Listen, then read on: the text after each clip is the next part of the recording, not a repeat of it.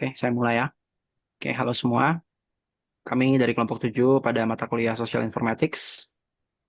Boleh di next slide. Kelompok kami berisikan Muhammad Rizky Armanto, Olivia Eka Purnama, Tajri Fil Bahri, Adela Sahwa Pratiwi, dan saya sendiri Vincent. Jadi pada presentasi kali ini kami akan membawakan 5 subbab: Introduction of Information Extraction, Probabilistic Model for Information Extraction, Revealing Social Patterns from Digital Data, Pre-Processing Applications Using Probabilistic and Hybrid Approach, dan yang terakhir ada Understanding Social Behavior Through Data Grouping. Oke, pada modul pertama kami akan membahas tentang Introduction of Information Extraction. Oke, jadi pada modul ini kita akan menjelaskan tentang apa itu ekstraksi informasi. EA, singkatannya, itu adalah proses otomatis mengekstraksi informasi terstruktur dari data teks, semi terstruktur atau tidak terstruktur.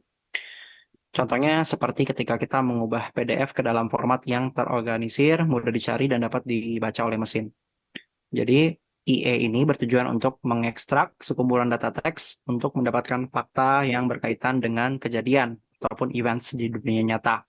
Baik itu entitas, keterhubungan, ataupun relationship dalam bentuk informasi terstruktur sebagai masukan untuk basis data. Secara umum, sistem EA ini berguna jika kondisi berikut terpenuhi. Yang pertama, informasi yang akan diekstrak ditentukan secara eksplisit dan tidak diperlukan inferensi lebih lanjut. Yang kedua, sejumlah kecil template sudah cukup untuk meringkas bagian-bagian dokumen yang relevan. Yang terakhir, informasi yang dibutuhkan diungkapkan relatif secara lokal dalam teks. Referensi diambil dari Baga dan Birman pada tahun 2000. Oke, bagaimana cara kerjanya EA? Ekstraksi informasi ini bekerja dengan mengurai sumber data yang tidak terstruktur dengan algoritma machine learning untuk mengidentifikasi data yang bermakna. Sistem EA ini memberi label pada entitas data yang ditemukan dan menyimpannya dalam basis data yang terorganisir dan dapat ditelusuri untuk pengambilan yang efisien. Tekniknya itu ada 3 yang kami cangkup di sini. Yang pertama ada berbasis aturan, yang kedua klasifikasi atau machine learning, dan yang terakhir ada pelabelan urutan. Oke, kita akan membahas satu-satu di ketiga hal tersebut. Yang pertama adalah berbasis aturan. Ekstraksi informasi berbasis aturan, yaitu kita akan menguraikan dokumen untuk mengidentifikasi entitas berdasarkan aturan yang sudah kita tetapkan polanya. Contohnya, jika kita mengekstrak sebuah PDF dan dia berbentuk sebuah kolom, maka kita akan melacak koordinat dari setiap kolom tersebut, sehingga ketika kita melakukan ekstraksi, mau lewati script atau apapun itu, dia akan selalu mengecek sebuah kolom lewat koordinat yang telah kita sediakan. Yang kedua, ada klasifikasi atau machine learning. IE berbasis machine learning ini itu mencakup 2 langkah yang mendekati ekstraksi informasi sebagai tugas klasifikasi pembelajaran yang diawasi, atau kita tahu itu sebuah supervised learning ya. Ketika model machine learning dilatih pada kumpulan data yang berlabel untuk mempelajari hubungan antara entitas dan atribut yang sesuai. Selanjutnya, kita punya unsupervised learning. Dan kemudian selanjutnya model memprediksi label untuk entitas yang mereka identifikasi dalam data baru yang tidak terstruktur. Terakhir, pelabelan urutan. Pelabelan urutan adalah landasan NLP dan menggunakan model pembelajaran mendalam untuk mengidentifikasi dan memberi label komponen urutan input. Misalnya, kata-kata dalam prompt chatbot, pelabelan urutan adalah langkah pra pemrosesan NLP yang penting, yang membantu memastikan bahwa neural networks tahu persis bagaimana cara menafsirkan input. Oke, next. Selanjutnya, probabilistic model for information extraction akan dibawakan oleh rekan saya. Terima kasih. Selanjutnya ada probabilistic model for information extraction.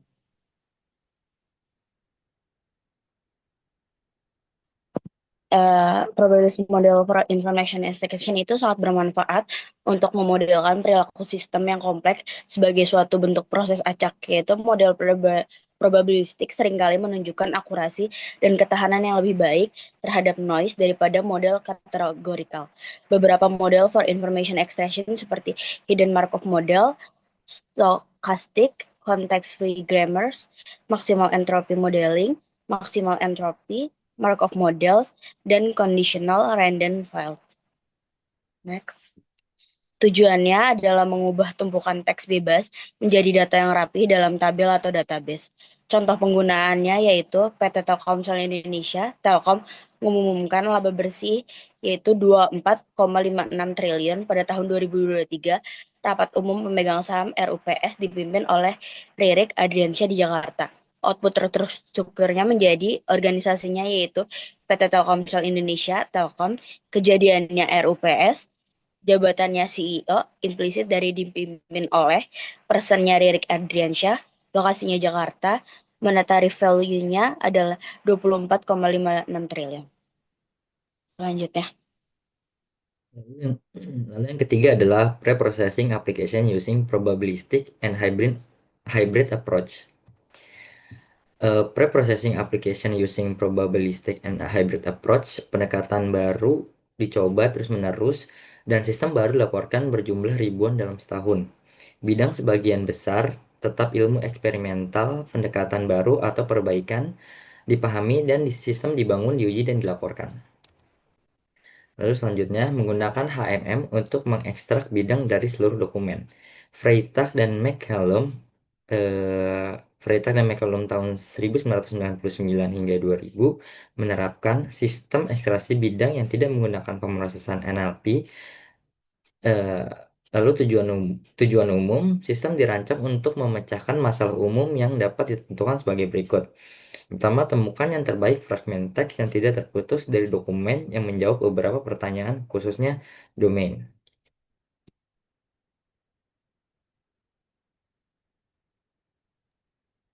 Baik, selanjutnya revealing social patterns from digital data.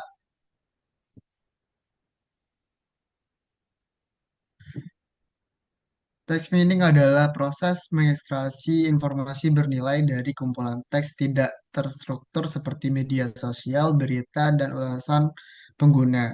Melalui analisis teks, kita dapat menemukan pola, tren, serta opini publik yang relevan dengan isu sosial dan teknologi. Manfaat text meaning yaitu membantu pengambilan keputusan berbasis data sosial, meningkatkan efektivitas strategi pemasaran digital, mendukung penelitian perilaku masyarakat online.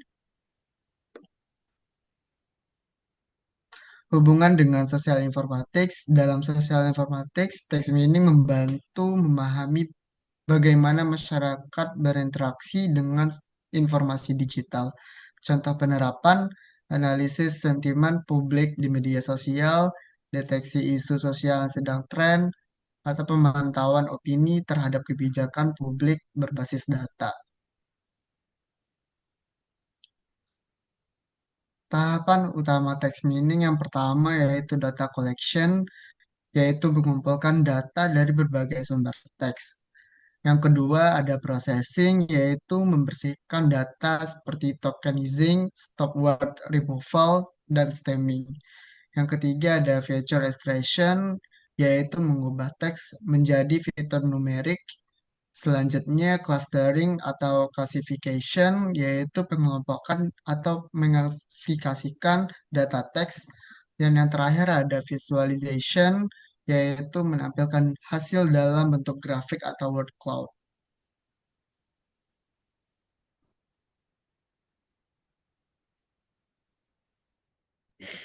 Selanjutnya, saya akan menjelaskan mengenai understanding social behavior through data grouping. Boleh next slide. Clustering merupakan metode unsupervised learning untuk mengelompokkan data berdasarkan kemiripan karakteristik tanpa label sebelumnya.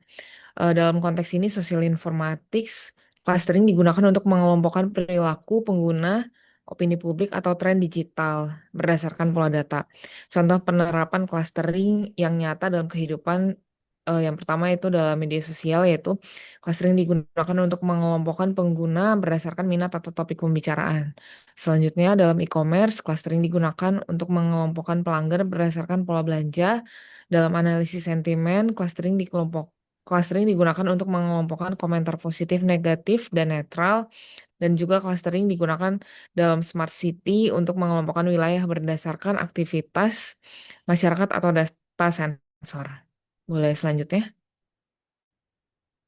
Proses utama clustering itu terdiri dari 5. Yang pertama ada data collection, yaitu mengumpulkan data dari media sosial, survei, sistem informasi, atau data lainnya. Lalu ada data pre-processing, yaitu membersihkan dan menormalkan data. Selanjutnya itu choosing algorithm, yaitu memilih metode seperti k-means, hierarchical, atau DB-scan. Selanjutnya itu cluster evaluation, yaitu menilai hasil pengelompokan menggunakan metrik seperti Silhouette score. Lalu selanjutnya ada visualization, yaitu menampilkan hasil cluster dalam grafik atau peta interaktif. Algoritma clustering populer itu terdiri dari k-means, yaitu membagi data ke dalam kelompok berdasarkan jarak rata-rata terdekat. Selanjutnya itu ada hierarchical clustering, yaitu mengelompokkan data dalam bentuk pohon atau dendrogram, dan DB-scan, yaitu mengidentifikasi cluster berdasarkan kepadatan data. Hubungan clustering dan sosial informatics itu yaitu clustering membantu memahami pola sosial di dunia digital seperti yang pertama menemukan komunitas daring berdasarkan minat, yang kedua mengidentifikasi kelompok pengguna yang rentan terhadap misinformasi, selanjutnya itu menyediakan insight bagi pemerintah atau bisnis untuk pengambilan keputusan berbasis data, dan masih banyak lagi manfaatnya. Boleh next? Demikian presentasi kelompok kami pada hari ini. Terima kasih. Mohon maaf apabila ada salah kata maupun perbuatan.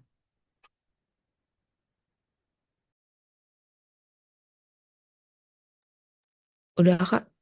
Udah berarti ya? Udah. Oke, thank you. Itu nanti hasilnya kirim aja Mas ke WA, nanti saya ngedit nggak apa-apa. Iya, oke. Makasih ya. Thank you semua. Terima kasih semua.